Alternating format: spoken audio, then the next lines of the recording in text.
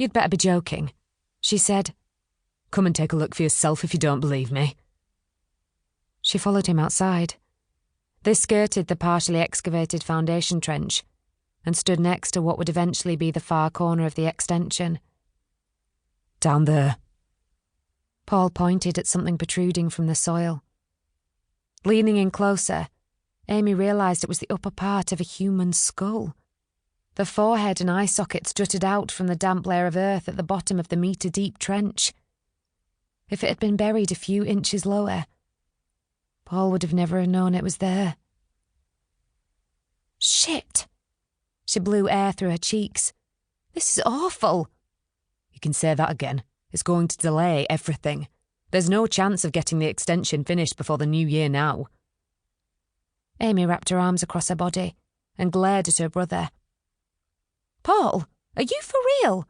A body, somebody, has been lying here for God knows how long, and all you're bothered about is the extension." "Come on, sis, don't give me a hard time. Our inheritance is tied up in this house. We need to get the work finished, sell up and move on to the next project. That," he pointed into the trench, "is a bloody disaster.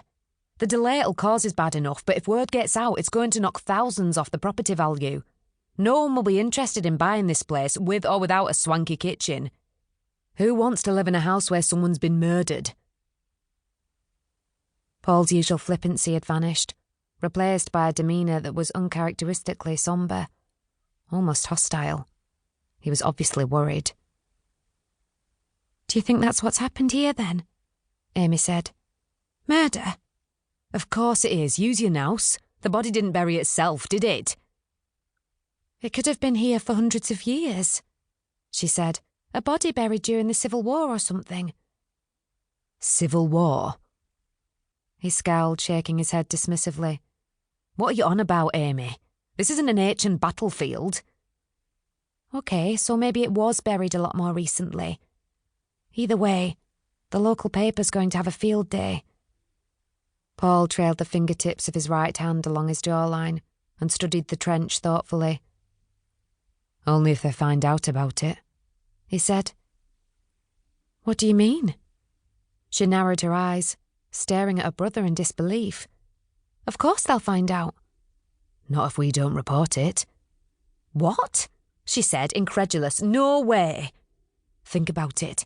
If I hadn't dug such a deep trench, or the body had been buried a few inches further down, we'd have been none the wiser."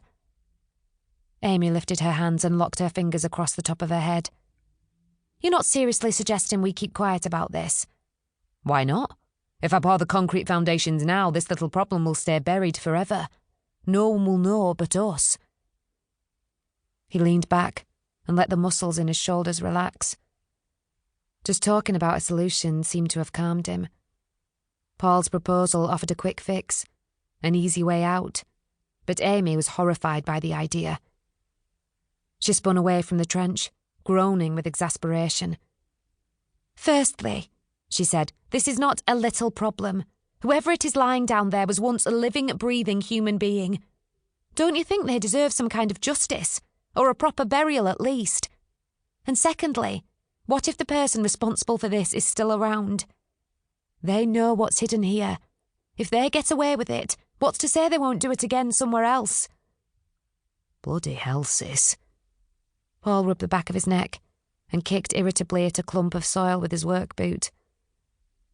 "Why do you always have to be such a goody two-shoes?"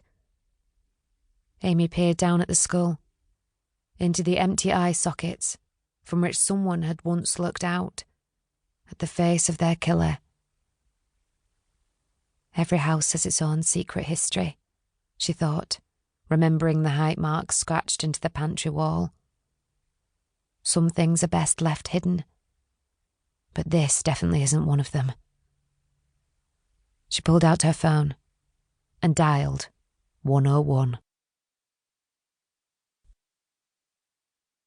Chapter 2. Detective Inspector Isabel Blood gripped the steering wheel of her car and drove through the streets of Bainbridge as fast as the speed limit would allow. She was heading to the secondary school where her youngest daughter was a pupil. At Isabel's age, attending a parents' evening...